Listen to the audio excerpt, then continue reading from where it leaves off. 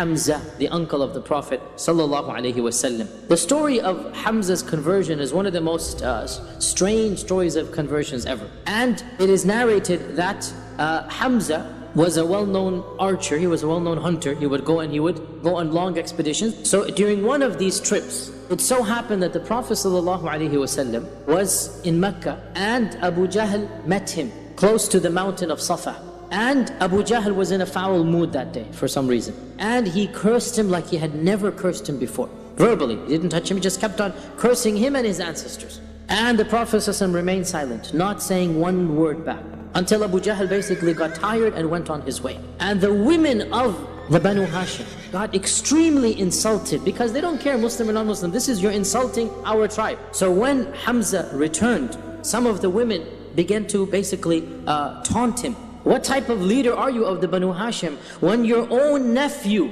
is insulted and no one stands up to defend him? So he said, what happened? So they said, Abu Jahl stood there for 15-20 minutes, however long, just haranguing him, just insulting him, and not one person stood up to defend him. And he said this and he said that, and they narrated all that he said.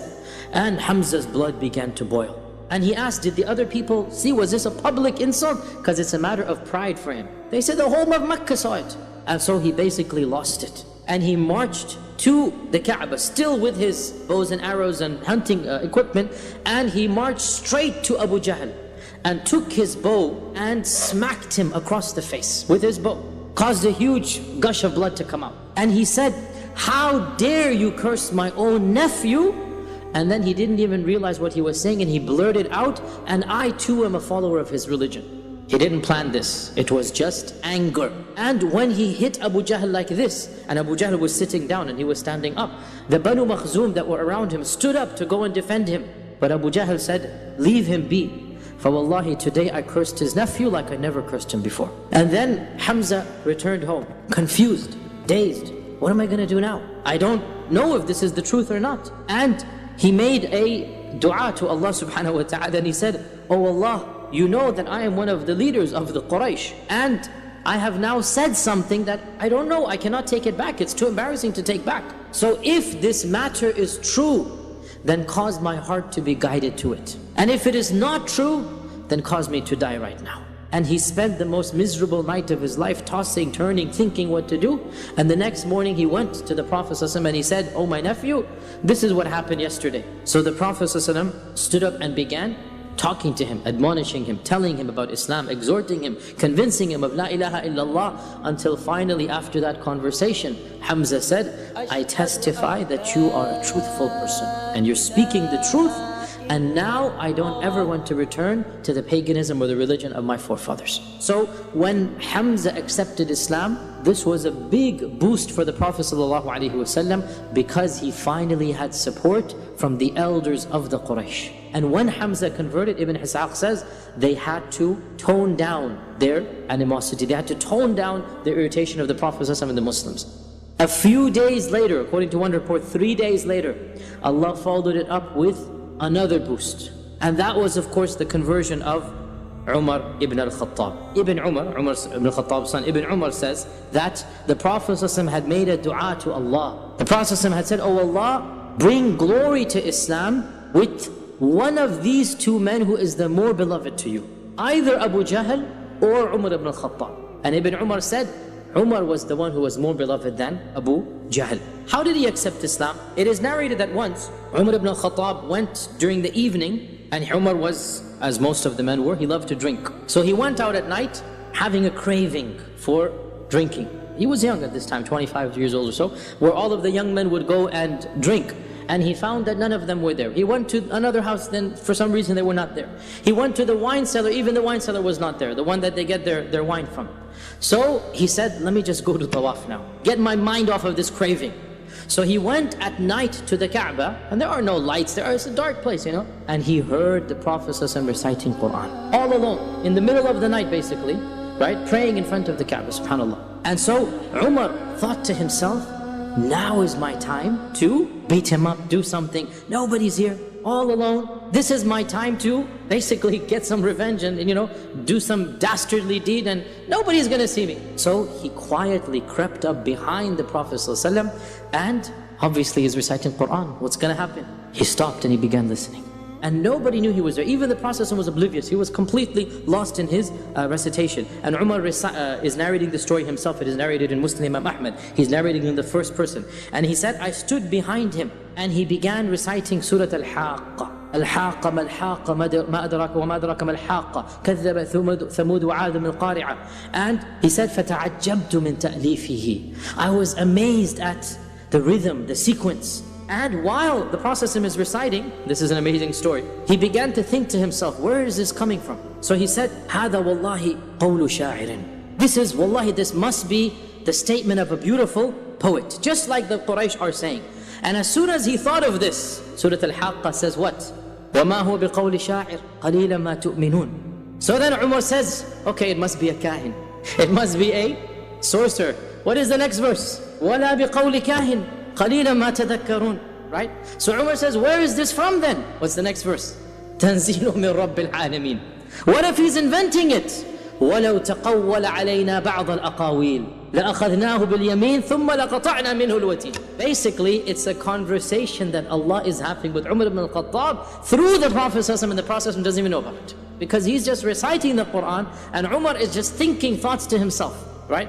What if this is a poet? This cannot be the poet. You have no thinking. You're not thinking through. Well, what if it's a kahin? It's not a kahin, don't you see? Well, where is this from? It's from Allah Azza wa Jal. تَنزِيلٌ مِّن رَبِّ الْعَالَمِينَ. What if he's inventing it? If he were to invent anything and ascribe it to us, we would hold him by the right hand and cut off his jugular vein. So basically, every doubt Umar is thinking, Surah Al-Haqqa is responding back to at that very time. And Umar ibn Khattab said, that was the first time Islam entered my heart and took over it. He didn't accept yet. And he didn't do anything to the Prophet and he went back home. Then of course the famous story happened that all of you are familiar with, that one day the people of the Quraysh were sitting around and Umar was with them, and Abu Jahl once again began his tirade against the Prophet ﷺ.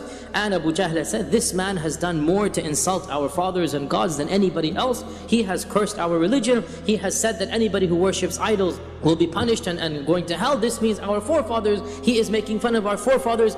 Who will finally rid us of this man? Abu Jahl says, by Allah, anybody who succeeds in doing it, I promise him 100 camels, red and black, the choicest colors. And I'll also add 100 uqiyya, pouches of silver. So Umar now got greedy. And so he went back home, he took his sword out, and he walked with an unsheathed sword, as you all know the story. And here, the riwayat of Ibn Ishaq and others say that a number of things stopped him along the way. And he heard voices with poetry, with eloquent Arabic, telling him that, what are you doing? This is just a man saying La ilaha illallah. So basically there seems to be some supernatural events happening, and he kept on ignoring and just not thinking about it. Until finally he passed by Umar ibn Abdullah al-Nahham. And Umar ibn Abdullah had just accepted Islam, but he had not told anybody about it. And he saw Umar with this anger, with walking with the sword up and down the streets of Mecca. And he says, where are you going? Umar, what happened? And so Umar ibn Khattab said that enough is enough. We have been cursed too long and our ancestors have been ridiculed. I'm now going to kill this man, Muhammad. So of course, Nu'aym panicked. And so Nu'aym said, have you lost your mind, O Umar? Do you really think that the Banu Abd Manaf, the tribe of the Prophet, the Banu Abd Manaf, the Banu Hashim, will allow you to walk on the face of this earth after you kill one of their own? You're not going to live any longer. And if you really want to do something, go back and fix your own family first. What do you mean, fix my own family? Don't you know?